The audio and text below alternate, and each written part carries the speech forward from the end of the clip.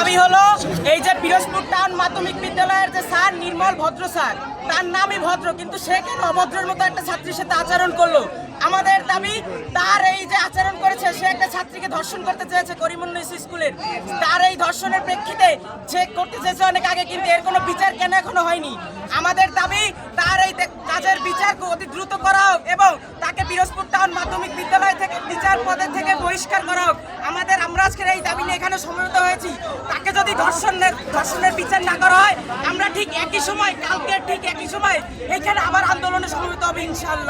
এটা আসলে ধর্ষণ নয়, কিন্তু সেই ছাত্রীটাকে ধর্ষণ করতে চেয়েছিল, তাকে ধরেছে এবং সে ধর্ষণ করতে চেয়েছে, কিন্তু ধর্ষণ করার চেষ্টা করেছে, কিন্তু সে একজন প্রতিবাদী নারী, সে প্রতিবাদ করেছে দেখে সে ধর্ষণ করতে পারেনি। সে যদি প্রতিবাদী নারী না হতো, তাহলে ওই মেয়েটা রামিসার মতো ধর্ষণের শিকার হতো। আমরা এই ধর্ষণটা কেন হয়েছে, এটার বিচার চাই। এটা ধর্ষণ করে নাই, কিন্তু তাকে ধর্ষণ করার চেষ্টা করেছে।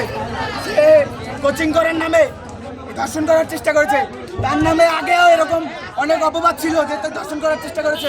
আগে ওই ছাত্রীদের সাথে অনেক অপব্যবহার করেছে, শালীনতা হানি করেছে, কিন্তু এটার কোনো বিচার হয় নাই। তাকে স্কুলের কর্তৃপক্ষ কোনো বিচার করে নাই। আমরা এটার বিচার চাই, সুষ্ঠু বিচার চাই, তাকে বহিষ্কার করা হোক। আমরা এই দাবি নিয়ে এসেছি। এই দাবি যদি ঠিক না করা হয়, তাহলে আগামী 24 ঘন্টার ভিতর আমরা আবার কালকে এই টাইমে উপস্থিত হবো এবং এটা নিয়ে অ্যাকশন নেব। এই বিষয়ে অভিভাবকরা সুষ্ঠু বিচার চাচ্ছে, কিন্তু তারা এ নিয়ে করিমুন্নিসের ছাত্রীরা আন্দোলনও করেছে, কিন্তু এ নিয়ে কোনো সুষ্ঠু বিচার হয় নাই। অভিভাবকরাও বিচার করার চেষ্টা করেছে, কিন্তু কোনো সুষ্ঠু বিচার হয় নাই। তাই আমরা আজকে ভর্তি স্কুলের ছাত্ররা আন্দোলনে নেমেছি। এরপর যদি এটার বিচার, সুষ্ঠু বিচার না হয়, পিরোজপুরের যত শিক্ষা প্রতিষ্ঠান আছে লাগলে তারাও নামবে এবং এটা ডাইরেক্ট অ্যাকশন হবে। আমরা এতদিন ধরে সবাইকে বলছি যে এই দিনে তোমরা উপস্থিত থাকো। আমরা যদি সবাই মিলে যদি না আসি, তাহলে এই ব্যাপারটা আপনারা সিরিয়াসলি নেওয়া হবে না।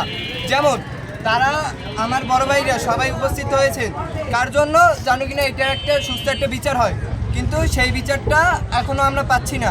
এটা যদি না হয়, তাহলে কিন্তু আমরা অনেক কঠিন একটা স্টেপ নেব এবং এই স্টেপ স্কুলটা ভাঙচুরও হতে পারে যদি কোনো বিচার যদি আমরা না পাই।